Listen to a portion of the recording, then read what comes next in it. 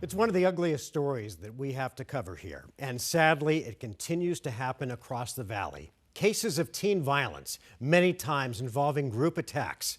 Preston Lord's case is a good example. Today, the first defendant pleaded guilty and his death was sentenced. Lord was killed at a house party back in October of 2023. Today, a judge sentenced William Hines to 17 years in prison for his role in Preston Lord's death and 3 other charges. 6 other suspects are facing murder charges as well, tied to Lord's death. And earlier this week, we reported on another violent attack, this time at Desert Ridge Marketplace. 4 teens have been charged with assaulting another in the parking lot of the shopping center. The victim's mother speaking out about the attack and the broader issue of teen violence in the valley. I wouldn't be able to live with myself should this happen to someone else by the same group of kids, but not just this group of kids, any other group of kids that chooses to take violence into their own hands and hurt others. I would say a lot of these kids think that that is an example to follow. Right now is the time to get a hold of your children and to help them make better decisions for their lives, because you only get one shot at it. So what's causing this uptick in teen violence? Is it societal? Is it social media? Is it bad parenting? Let's break it down. We're joined by 2 experts in the field, Dr. Morgan Francis, a child psychologist, and Katie McPherson, who you've also seen before on our news, a school safety and youth mental health expert. Thank you both for being here. Thanks so much for having us. So many years ago, when I was a kid, if 2 kids had a problem, they would, meet after school in the back parking lot and settle their differences. And I'm not condoning it, but it wasn't what we're seeing now. These group, not 2 kids fighting, assaults, kids using brass knuckles, and maybe worse. And now, as we see with Preston Lord, kids dying. What's changed?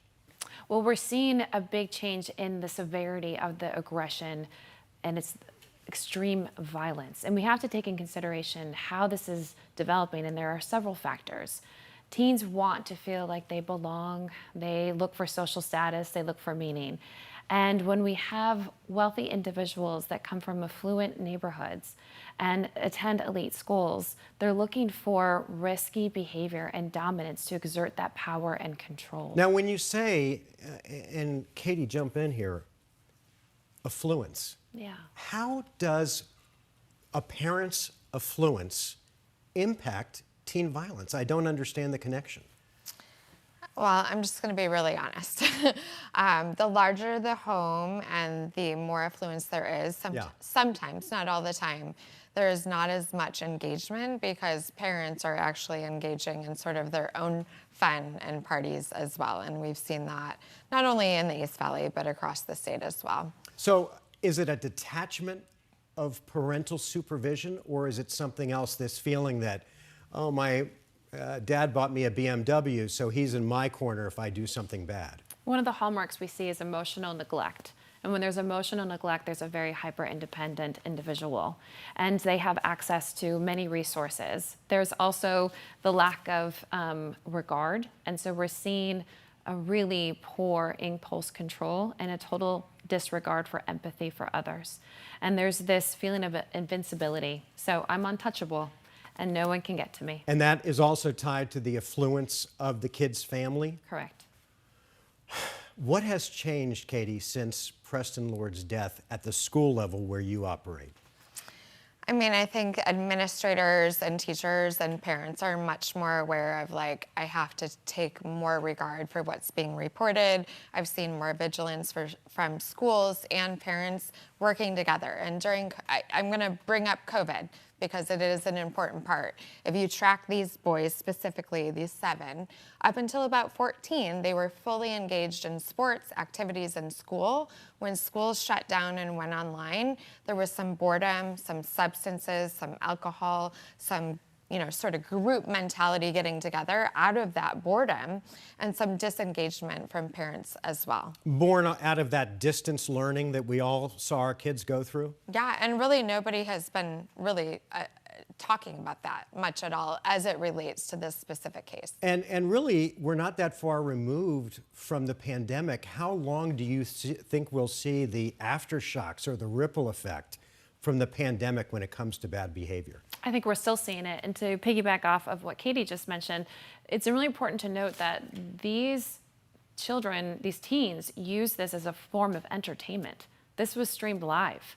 This was a way for them to show that they are superior and using fear as a tactic to intimidate others. So that is what's also very disturbing, is how much this was put on social media. And it is maybe attributed to boredom, but also part of the social status and the way to control others. So do you think that we as citizens of this country aren't doing enough to demand accountability from these social media platforms that, without even looking, will allow a kid to upload a brutal beatdown of a poor kid and post it, giving that kid the satisfaction that they need for some sort of social equity or currency? And it's just a vicious problem that will continue. I think more parents are now engaged. We've got COSA, we've got several acts going through Congress right now, and so the sort of younger parents are demanding that congressional action. So I do think that's coming.